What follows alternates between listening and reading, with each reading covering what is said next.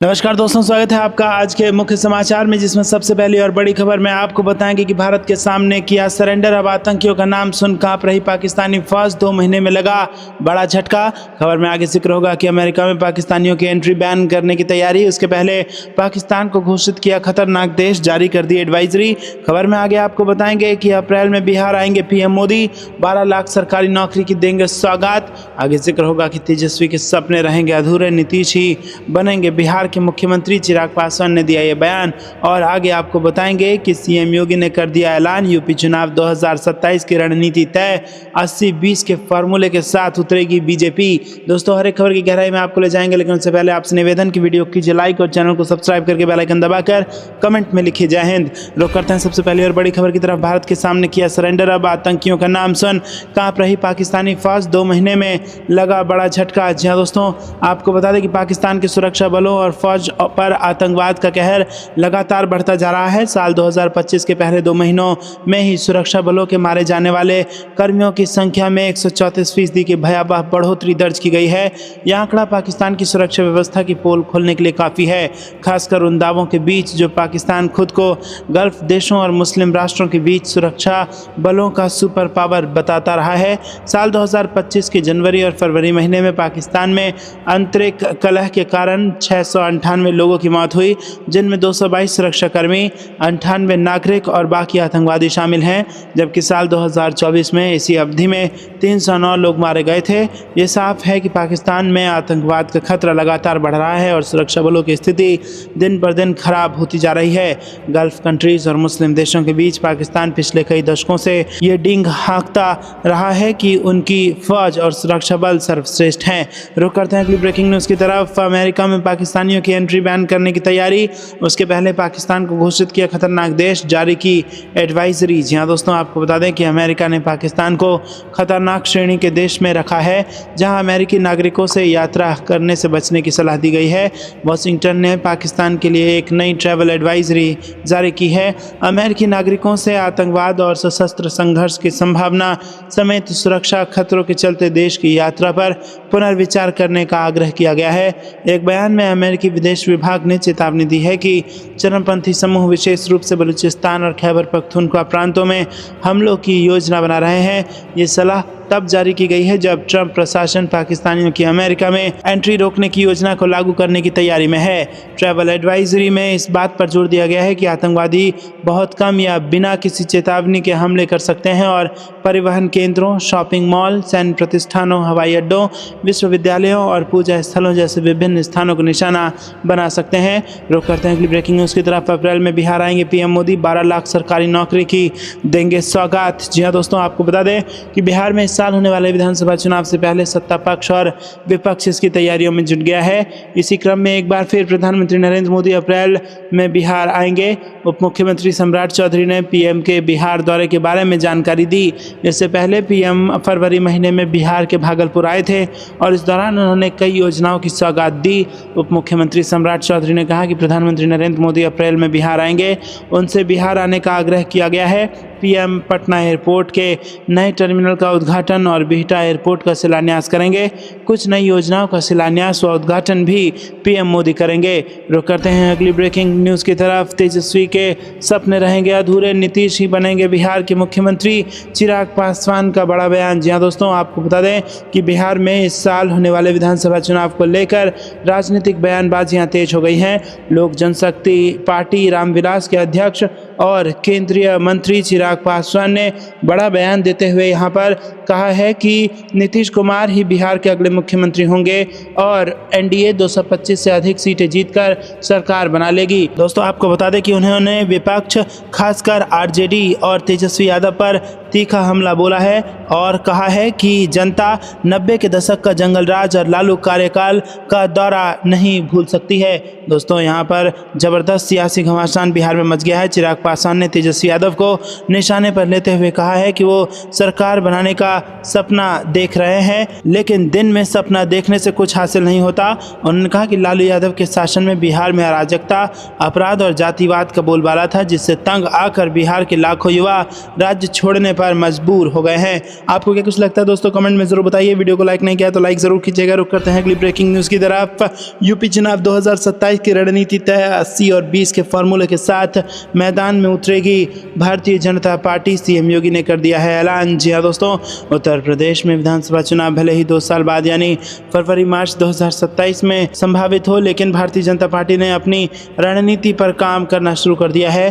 Party के सामने चुनौती विपक्ष इंडिया गठबंधन, खासकर समाजवादी पार्टी के पिछड़ा दलित अल्पसंख्यक यानी पीडीए पॉलिटिक्स की है। लोकसभा चुनाव 2024 में पीडीए पॉलिटिक्स की नैया पर सवार अखिलेश यादव ने भारतीय जनता पार्टी को पीछे छोड़ दिया है। भारतीय जनता पार्टी का सवर्ण पिछड़ा दलित वोट बैंक वाला समीकरण कमजोर हुआ तो प्रदेश का राजनीतिक दृश्य ही बदल गया। हालांकि विधानसभा उपचुनाव आते आते योगी आदित्यनाथ के नेतृत्व में बीजेपी ने बाउंस बैक किया।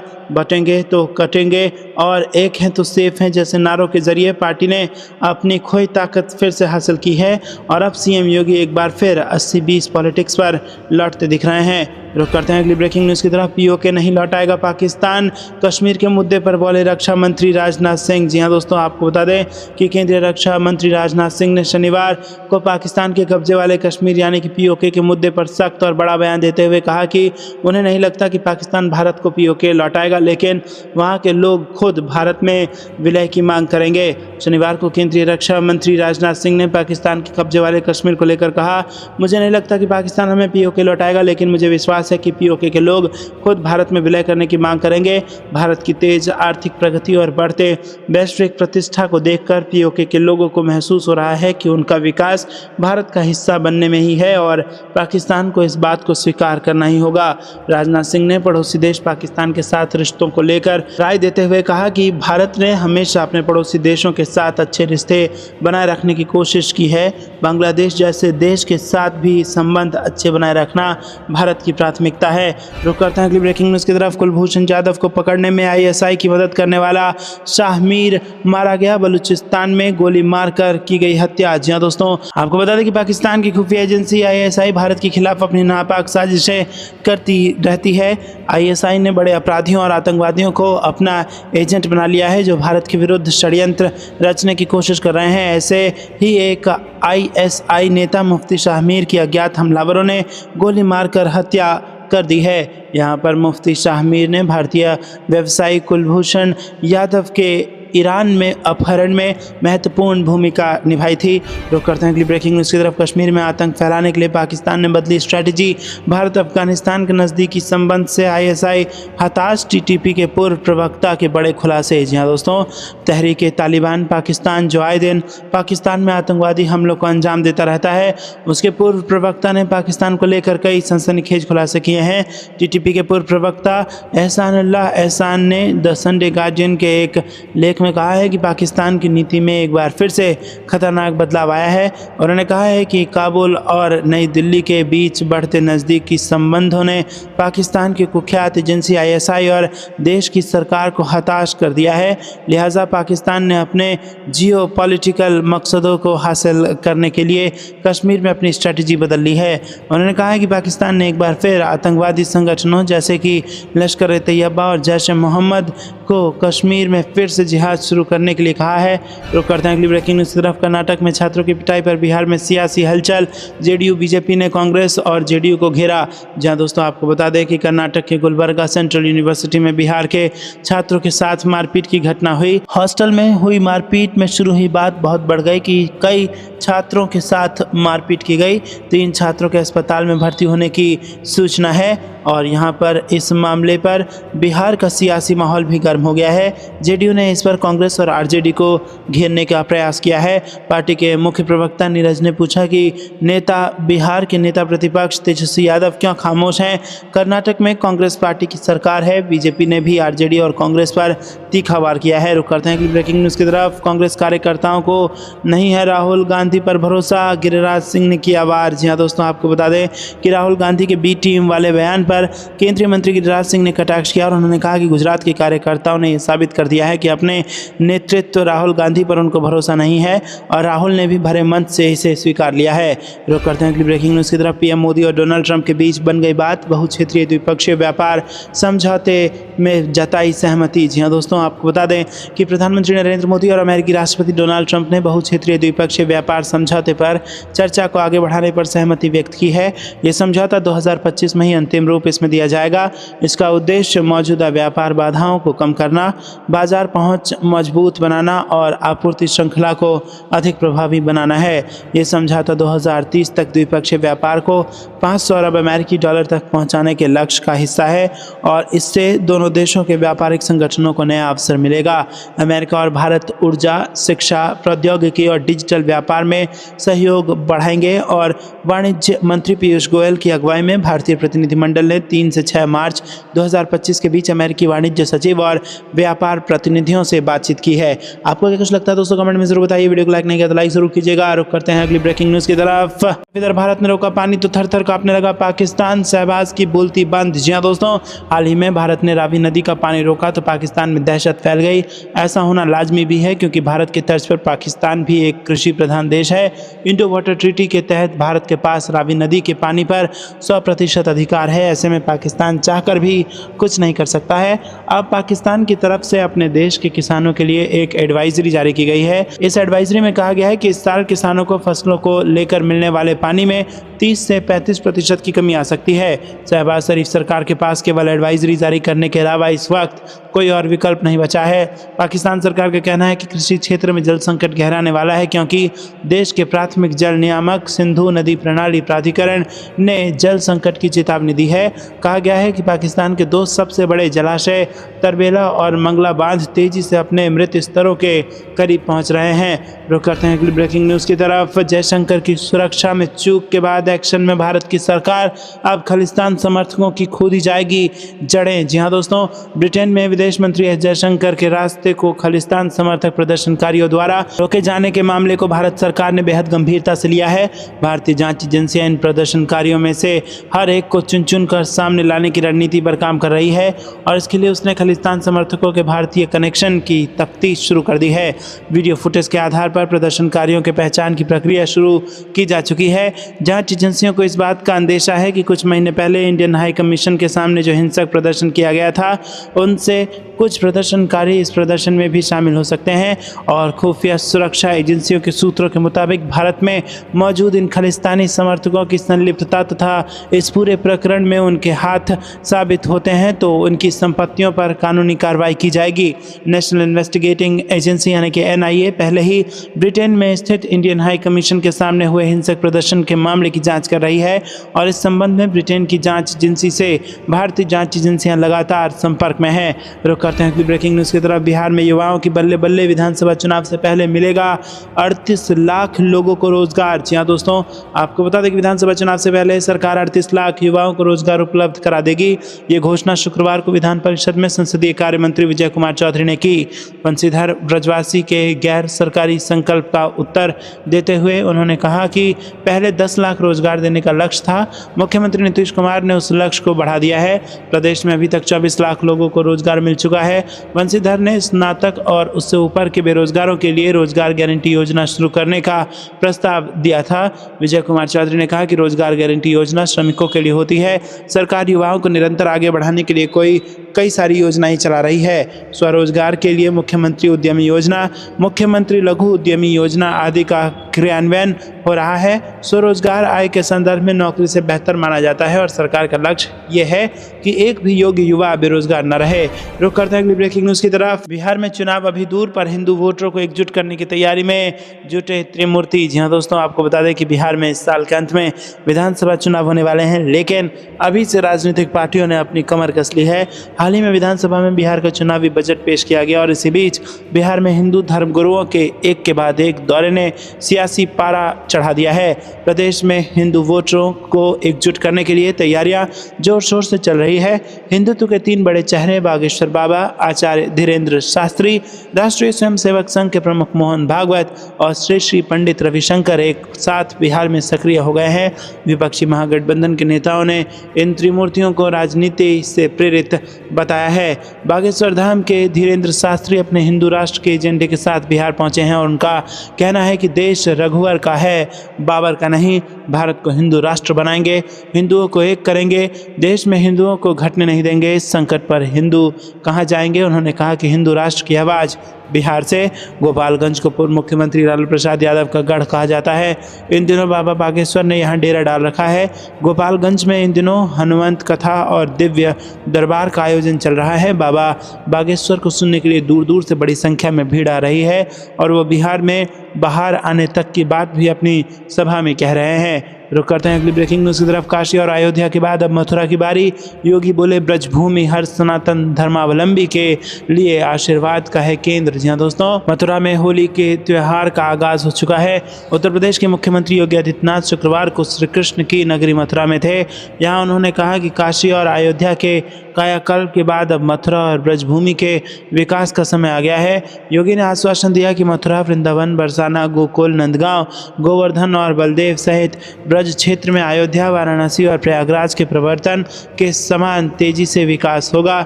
और बरसाना में आयोजित कार्यक्रम में मुख्यमंत्री ने श्री लाडली जी महाराज मंदिर में दर्शन पूजन किया और फूलों एवं लड्डूमार होली के जरिए रंगोत्सव की शुरुआत की। मुख्यमंत्री ने अपने संबोधन में कहा कि 5000 साल से भारत की सनातन संस्कृति को ऊर्जा देने वाली ये ब्रजभूमि श्रद्धा एवं आस्था की धरा है।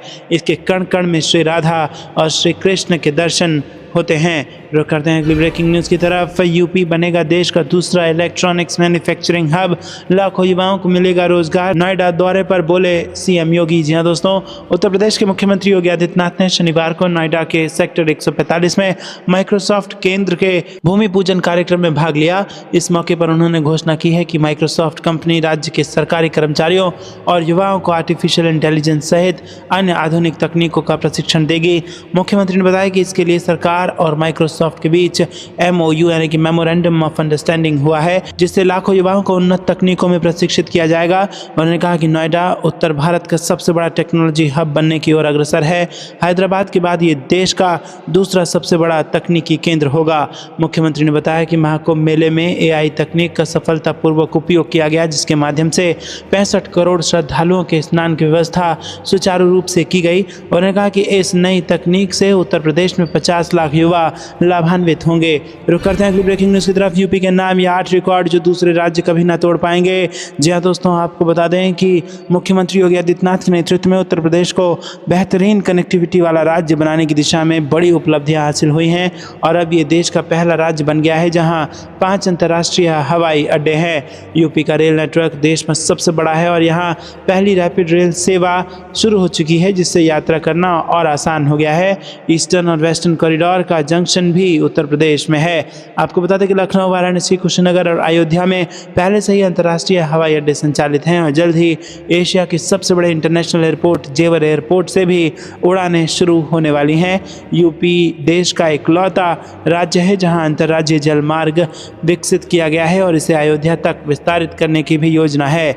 रुक करते हैं अगली ब्रेकिंग न्यूज़ की तरफ। भारत के महाबली की बढ़ेगी ताकत, रूस के T-72 टैंक के इंजन के लिए हुआ बड़ा एग्रीमेंट। जी हाँ दोस्तों, भारत का महाबली टैंक T-72 अधिक दमदार बनने जा रहा है। भारत ने शुक्रवार को रूस की सरकारी स्वामित्व वाली रोसोबोरेन एक्सपोर्ट के साथ 24.8 करोड़ डॉलर के समझौते पर हस्ताक्षर किए और इसके तहत T-72 टैंकों के बेड़े के लिए 1000 हॉर्स पावर के इंजन खरीदे जाएंगे। ये इंजन पूरी तरह से तैयार हैं और सेमी तैयार भी होंगे। रुक करते हैं अगली ब्रेकिंग न्यूज़ की तरफ। चंद्रयान 2 ने चांद की सतह पर ऐसा चीज़ खोज निकाला जिसके बाद इसरो हो गया गदगद। जी हाँ दोस्तों, आपको बता दें कि भारतीय अंतरिक्ष अनुसंधान संगठन यानी कि इसरो ने शुक्रवार को विक्रम साराभाई अंतरिक्ष केंद्र की अंतरिक्ष भौतिकी प्रयोगशाला की तरफ से की गई नई स्टडी को लेकर अहम जानकारी दी है। स्टडी में भारत के चंद्रयान 2 ऑर्बिटर से रेडियो संकेतों का विश्लेषण किया गया। नई स्टडी से पता चला है कि चंद्रमा का आयन मंडल पृथ्वी की भूचुंबकीय टेल में प्रवेश करने पर अप्रत्याशित रूप से हाई इलेक्ट्रॉन डेंसिटी दर्शाया करता है। और दोस्तों, ये खोज इस बात पर नई रोशनी डालती है कि चंद्रमा के वातावरण में प्लाज्मा कैसे व्यवहार करता है। साथ ही पहले की तुलना में चंद्रमा के अवशिष्ट चुंबकीय क्षेत्र के अधिक प्रभाव का सुझाव देता है। रुक करते हैं अगली ब्रेकिंग न्यूज़ की तरफ। हरियाणा महाराष्ट्र के बाद अब बिहार बीजेपी की जीत की पटकथा लिखने में जुटा संघ। पटना से 2000 किलोमीटर दूर सक्रिय मीटिंग। जी हाँ दोस्तों, आपको बता दें कि बिहार में इस साल सितंबर अक्टूबर में होने जा रहे विधानसभा चुनाव को लेकर राष्ट्रीय स्वयंसेवक संघ जो है वो हाइपर एक्टिव हो गया है। इससे पहले बीते साल पहले हरियाणा और फिर महाराष्ट्र में संघ हाइपर एक्टिव था और उसी कारण दोनों राज्यों में भाजपा को शानदार जीत मिली थी। रिपोर्ट के मुताबिक संघ पटना से 2000 से अधिक किलोमीटर दूर एक अहम बैठक करने जा रहा है और इस बैठक में बिहार और फिर अगले साल होने वाले पश्चिम बंगाल विधानसभा चुनाव की रणनीतियों को लेकर चर्चा की जाएगी। बेंगलुरु में संघ की 21 से 23 तक अखिल भारतीय प्रतिनिधि सभा की बैठक होने जा रही है और इसमें 1500 से 1600 प्रतिनिधि मौजूद रहेंगे। भाजपा सहित संघ के सभी सहयोगी संगठन के पदाधिकारी भी मौजूद रहेंगे और इस बैठक में संघ 1 वर्ष के कामकाज की रूपरेखा तय करता है।